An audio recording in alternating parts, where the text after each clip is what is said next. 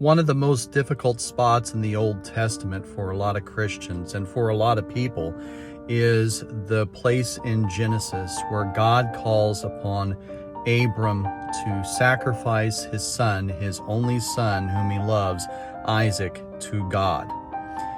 We get into this place that we ask ourselves, I don't know if I could do that if God would ask me to do that.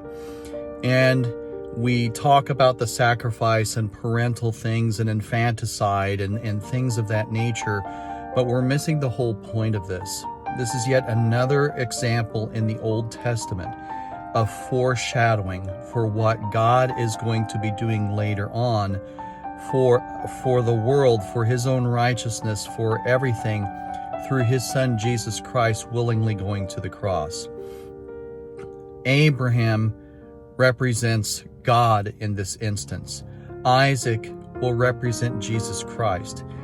And God, because he is doing what is commanded of him to do for God's sake, is about to kill his own son.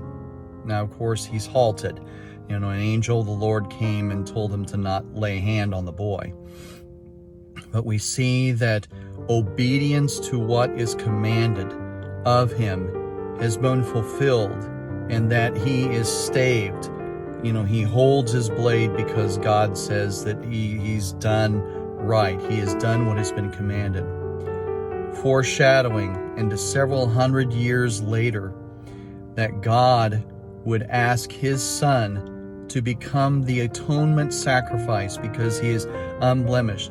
He would ask him to do it, and God would kill his own son on the altar of the cross because it was required for him to do so that righteousness, so that holiness, so that wrath, so that everything could be satisfied from this highest standards that God is. God is holy. God is merciful. God is loving.